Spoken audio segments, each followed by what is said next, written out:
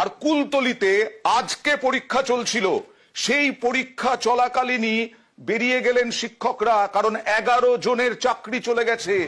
দিশেহারা কুলতলির 11 জন শিক্ষক। জামতলা ভগবান চন্দ্র হাই স্কুল, সেখানে দেখা গেল এইভাবেই স্কুলের পড়ুয়ারা ঘুরে বেড়াচ্ছে। সরাসরি চলে যাব অর্পণের কাছে। অর্পণ, কতজন শিক্ষক মোট বা শিক্ষাকর্মী, কতটা ক্রাইসিস হবে?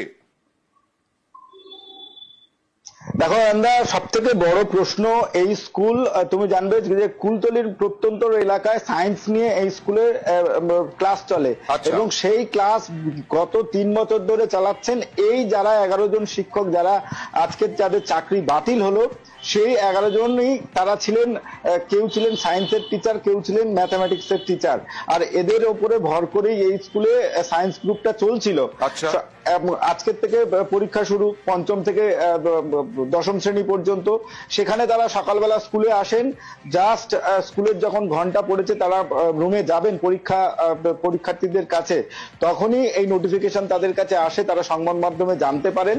তারপরে কার্যত সেখান থেকে কাঁদতে কাঁদতে স্কুল ছেড়ে তারা চলে যান। প্রধান শিক্ষক বলছেন যে এই স্কুলে 3500 ছাত্রছাত্রী রয়েছে, তাদের আগামী দিনে তাদের ক্লাস চলবে কিভাবে, তাদের এই যে পরীক্ষা 5ম থেকে 10ম শ্রেণী পর্যন্ত পরীক্ষা চলছে, তাদের পরীক্ষা নেওয়া ছাত্রছাত্রী, বিরাট স্কুল, 11 জন শিক্ষক চলে গেছেন, চাকরি নেই, কি হবে? মহামান্য সুপ্রিম কোর্টের রায় সম্পর্কে আমার কিছু বলার নেই, কিন্তু আমরা জানি না যে আগামী দিনে কিভাবে স্কুল চালানো সম্ভব। এই 11 জন শিক্ষক শিক্ষিকা এরা অত্যন্ত যোগ্য ছেলে মেয়ে, এরা প্রত্যেকেই খুব ভালো শিক্ষক শিক্ষিকা। তারা এতটাই দক্ষ যে তারা নিজেরাই দায়িত্ব নিয়ে উচ্চ মাধ্যমিক সায়েন্সের বিজ্ঞান বিভাগটাও ওরা চালাচ্ছিল। এখন জানি না আমরা আগামী দিনে কিভাবে বিদ্যালয় চলবে, কিভাবে বিজ্ঞান বিভাগের পড়াশোনা হবে।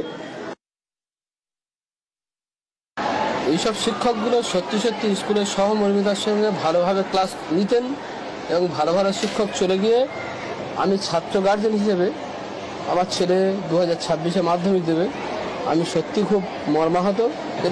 এতে তো বাচ্চাদের ভবিষ্যৎ নষ্ট হবে, পড়াশোনার ব্যাঘাত ঘটবে। আমাদের স্কুলে 11 জন স্যার চলে গিয়েছে, পড়াশোনার সমস্যা হবে।